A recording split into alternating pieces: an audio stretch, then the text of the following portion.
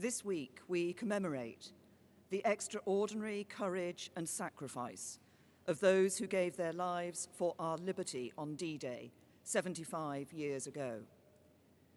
As leaders prepare to gather here from across the world, it is fitting that we begin with a celebration of the special relationship between the United Kingdom and the United States, enduring partners who stood side by side on that historic day and every day since.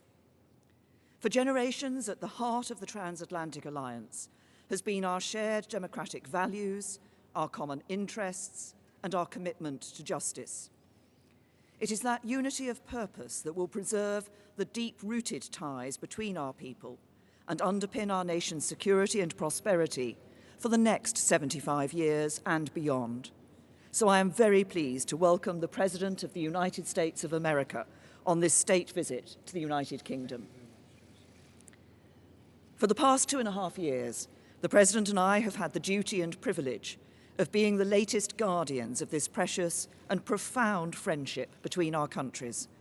As with our predecessors, when we have faced threats to the security of our citizens and our allies, we have stood together and acted together.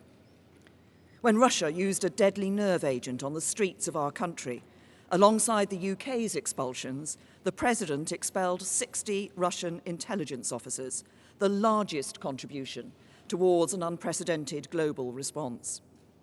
And in Syria, when innocent men, women and children were victims of a barbaric chemical weapons attack, Britain and America, along with France, carried out targeted strikes against the regime.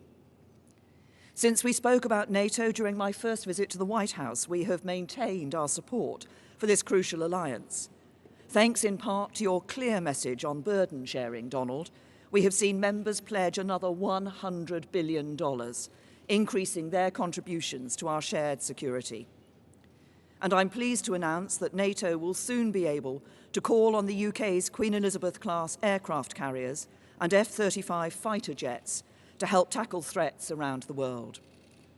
Today, we've discussed again the new and evolving challenges to our security, our values, and our way of life. We share the same view about their origin and our objectives in meeting them. But, like Prime Ministers and Presidents before us, and no doubt those that will come after, we can also differ sometimes on how to confront the challenges we face. I've always talked openly with you, Donald, when we have taken a different approach, and you've done the same with me.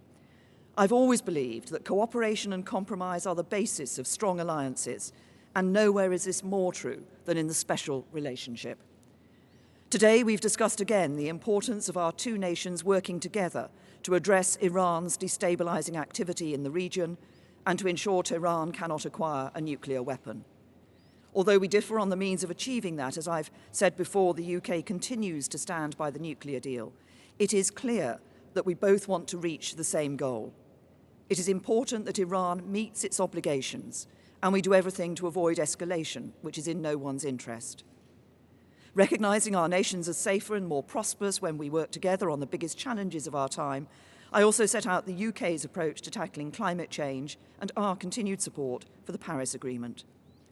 And we also spoke about China, recognising its economic significance, and that we cannot ignore action that threatens our shared interests or values. As we've deepened our cooperation on security, including our joint military operations and our unparalleled intelligence sharing, so our economies too are ever more tightly bound together. Every morning, 1 million Americans get up and go to work for British companies in America, and 1 million Britons do the same for American companies here. Our trading relationship is worth over £190 billion a year, and we're the largest investors in each other's economies, with mutual investments valued at as much as $1 trillion. Mr. President, you and I agreed the first time we met that we should aim for an ambitious free trade agreement when the UK leaves the EU. And from our positive discussions today, I know that we both remain committed to this. I'm also sure that our economic relationship will only grow broader and deeper, building on the conversations we had and the ideas we heard from UK and US businesses when we met them earlier today.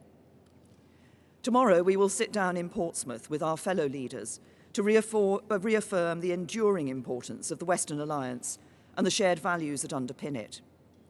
And as we look to the future, in the years and in the generations ahead, we will continue to work together to preserve the alliance that is the bedrock of our shared prosperity and security, just as it was on the beaches of Normandy 75 years ago.